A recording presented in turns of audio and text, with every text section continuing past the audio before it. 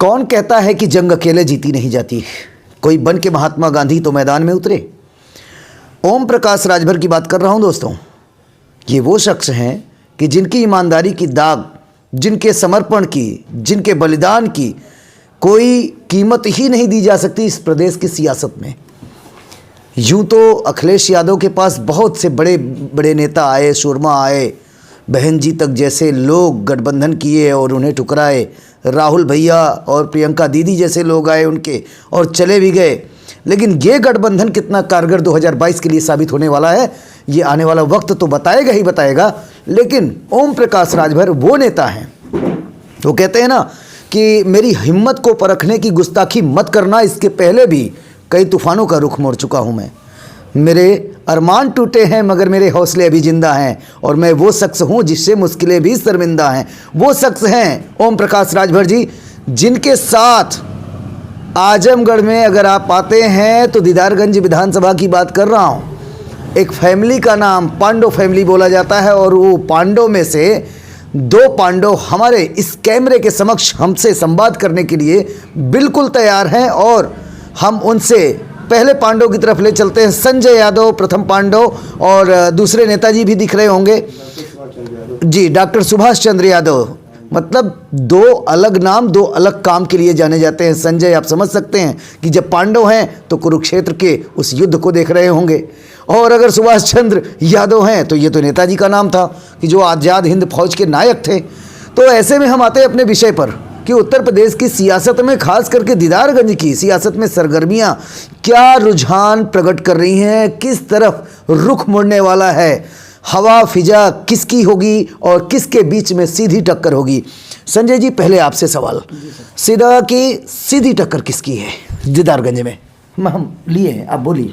Sir, यहाँ सीधी टक्कर तो हमेशा जान से सपा और बसपा में रही है। यहाँ तो बीजेपी कभी लड़ाई में रही नहीं है, और यहाँ जब भी लड़ाई हुई है सपा और बसपा की हुई है। सपा और बसपा की बात करें तो बीजेपी भी जब 2012 पे आप निगाह डालिए तो 3500 मत इसी दीदारगंज विधानसभा में, और जब 17 आता है तो वो पहुंच जाते हैं एक कम 50 यानी कि 49,000 पे। उसमें आपकी भी बहुत बड़ी भूमिका थी आपकी पार्टी की, मैं ये नहीं कह सकता।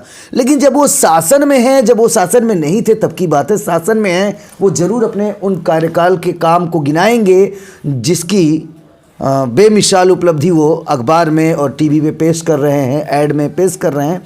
तो क्या उनके मतदान में, उनके मतदाताओं में इजाफा नहीं होगा? क्या उनका ग्राफ बढ़ेगा नहीं? ऐसा सर, उन्होंने अपने जो बात कहे कि डबल इंजन की सरकार आएगी, प्रदेश का विकास होगा, और कहीं ना कहीं भारतीय सुहेलदेव पार्टी उस समय साथ थी, इस नाते उतना वोट पाए। आज जनता जो है उनके डबल इंजन के विकास को भी देख लिया, जनता की आमदनी कितनी बढ़ी उसको भी देख लिए, महंगाई कितनी घटी उसको भी देख लिए। तो उनका वोट अन्य भारतीय सुहेलदेव के जो कैरेट मतदाता हैं उनको छोड़ करके जो अन्य मतदाता वोट दिए हैं वहाँ भी जो है हरासमेंट हुआ है, बढ़ा नहीं है। दीदारगंज से याद आया, बहुजन समाज पार्टी ने अपने प्रत्याशी को उतार दिया है। मैदान में हैं, 3 बार से 3 अलग विधानसभाओं से लड़े हुए। मैं ये अध्ययन करके बता रहा हूँ, मेरी कोई अपनी निजी मुलाकात नहीं है दोस्तों, लेकिन हम मिलना जरूर चाहेंगे उस बंदे से, उस शख्स से जिन्होंने बहुजन समाज पार्टी से यहाँ टिकट पाया है। उनकी भी एक अलग कहानी है, वो बाहुबली कहे जाते हैं, टॉप 10 लीडर्स में आजमगढ़ के आते हैं। लेकिन मैं उस पर नहीं जाके ये बताऊँ कि सीधा सीधा अगर हम बात कर लें कि वो 3 अलग विधानसभा से, 3 अलग पार्टियों से 3 बार लड़े हैं, लेकिन मात खाए हैं, शिकस्त मिली है, आज तक जीते नहीं हैं, लेकिन चौथा मौका है। और ऐसे में उनके व्यक्तित्व पर अभी मैं सर्वे कर रहा था तो ऐसा सुनने में आ रहा था कि अगर सपा ने जरा सी भी गलती की तो बहुजन समाज पार्टी यहाँ हावी हो जाएगी। ऐसी बात है क्या? ऐसा कुछ नहीं है, हमारे विचार से तो नहीं है। माननीय सुखदेव जी चुनाव जीते या चुनाव हारे, तो जो अंतर रहा वो बहुत मामूली अंतर रहा, जीतते समय भी और हारते समय भी। उनके बहादुर शेख जी जीते थे तो 2,500 से, हारे भी तो 2,500 वोट से। तो कहीं ना कहीं जाति समीकरण जो बैठता था वो फिट नज़र वहाँ पर नहीं आ रहा है जो सुखदेव जी बैठा ले जाते थे।